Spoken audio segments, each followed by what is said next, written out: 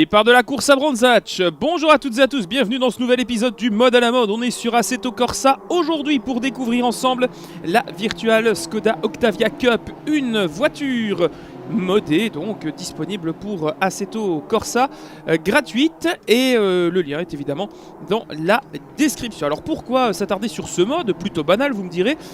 C'est que cette voiture, eh bien, j'en entends beaucoup parler ces dernières semaines et j'en entends beaucoup parler en bien.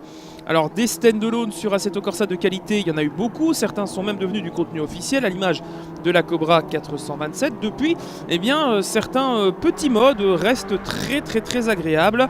Alors évidemment on repense à la Nissan Primera ou encore à la Ford Sierra Cosworth RS500.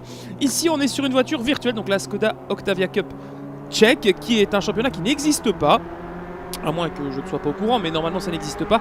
Et c'est la conversion en touring car, en petite touring car, de cette berline familiale de l'Est qui, ma foi, a l'air de défrayer la chronique ces dernières semaines. Alors, après l'avoir vu tester sur Race Department, je me suis dit pourquoi pas faire une petite course pour la découvrir. Donc j'ai téléchargé le mode, vous l'avez dans la description, il est gratuit.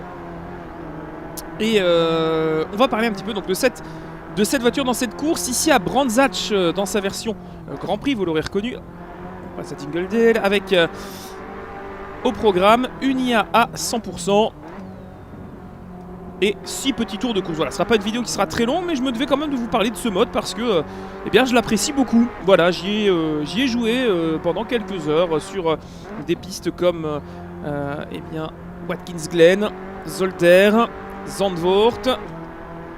Je suis allé aussi faire un petit tour du côté de Jerez et j'ai vraiment apprécié cette voiture. Alors pourquoi Brands Hatch? Parce que je me dis que pour du tourisme, quoi de mieux que Brands Hatch. Parlons un petit peu de la fiche technique de cette voiture. Donc cette Skoda Octavia Cup virtuelle donc, a une puissance de 286 chevaux et un couple à 324 Nm, un poids d'une tonne 165 kg et une vitesse maximale de 230 km/h, une boîte 6 vitesses, un châssis avec un arceau, bien sûr, et c'est à peu près tout ce que l'on sait sur ce modèle. Alors s'il existe vraiment, n'hésitez pas à me donner en commentaire des liens, des renseignements pour découvrir un peu plus cette catégorie qui m'est totalement méconnue. Alors cette voiture est livrée avec une dizaine de décos, de skins, qui sont simplement des variations de couleurs, pas d'hommage ou de pâles copies de vieilles décorations historiques. Mais on n'en a pas besoin. Alors dommage d'avoir mis, c'est quelque chose que j'ai beaucoup de mal d'accepter dans certains modes, l'insertion d'une map à l'intérieur qui ne correspond pas au circuit sur lequel vous roulez. Bon, ça c'est vraiment pour faire du mal aux mouches, mais c'est pas dérangeant en soi. Parlons maintenant du mode proprement dit. Alors cette voiture, qu'est-ce qu'elle vaut? Eh bien elle est très sympa à piloter. Je pense que ça peut être à l'image de l'autre mode que je vous ai sans doute déjà présenté, la Formule Ford MK14, vous avez une très bonne école pour le touring car, parce qu'ici eh bien, il va falloir travailler sur vos freinages, vos accélérations, alors que je vais peut-être remonter dans les tours parce que là j'étais bloqué en 4ème. Vous avez un comportement qui est on va dire assez classique, pas exceptionnel. Vous n'allez pas non plus vous éclater comme des petits fous, mais pour une petite session entre potes en multijoueur, c'est vraiment une catégorie qui est facile à prendre en main, avec peu de setup et qui offre des courses serrées et de bien belles bagarres. Alors boîte très courte évidemment, hein, ça peut perturber dans certains passages. On va arriver à l'épingle du druide. Pour l'instant on est un peu en train de retenir le peloton derrière. On va voir si on peut se concentrer un petit peu.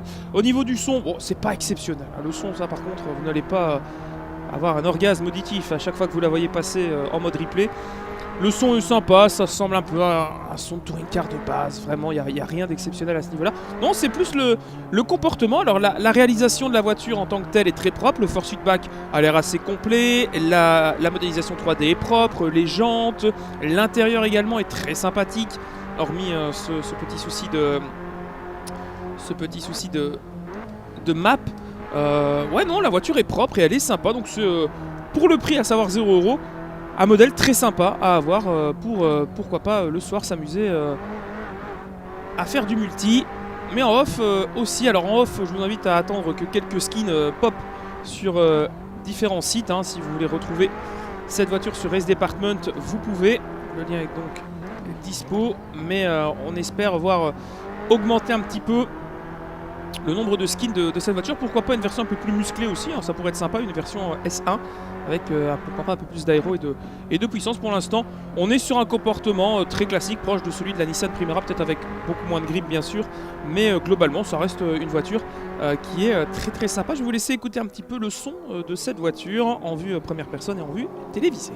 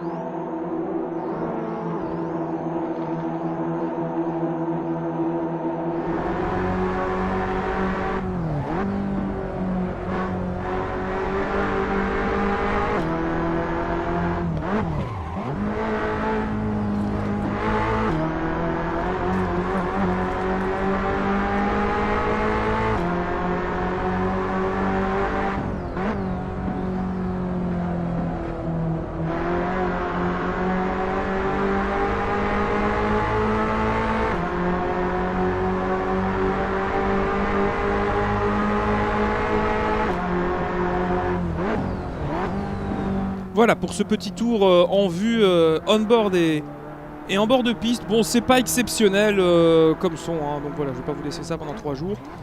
On va terminer ce tour. Et je vous laisserai à votre tour, justement, me donner votre avis. Vraiment très sympa, franchement. Après, c'est pas un must-have, hein, véritablement. Entre celle-ci et la Nissan Primera, je vous dis, prenez la Primera BTCC, elle est plus fun, mais dans le même style. Ce serait une bonne école pour débuter. Si vous voulez mettre une voiture de course à quelqu'un qui n'a jamais joué sur Assetto ou à un jeu de simu, ça peut être vraiment un bon premier pas. Pour le reste, je pense que les aficionados de touring car peuvent y trouver leur compte, mais au-delà de ça, c'est pas non plus le mode de l'année. Mais je voulais vous le présenter parce que moi, j'aime bien. Et on est là avant tout pour échanger, pour partager. Hop, et surtout pour aller goûter le sable. Très bon mais sur les bords de piste anglaise. Voilà. Alors on a bien chargé le sable, écoutez. On entend bien le sable dans le fond de la caisse. Pendant peut-être un peu trop longtemps d'ailleurs. Ou alors on en a pris beaucoup, ce qui n'est pas impossible vu la sortie qu'on vient de se payer. On a perdu 2 places mais c'est pas la mort. On va en rester là pour cette toute petite vidéo découverte. Très très simple en durée et en montage. J'espère que ça vous aura plu. On se donne rendez-vous très vite pour découvrir d'autres modes. Il y en a pas mal hein, qui réapparaissent sur Assetto Corsa avant de passer définitivement aux competizione. Rendez-vous très vite pour de nouvelles aventures. D'ici là, bon amusement en piste les amis, quel que soit votre simu favorite. À la prochaine, ciao.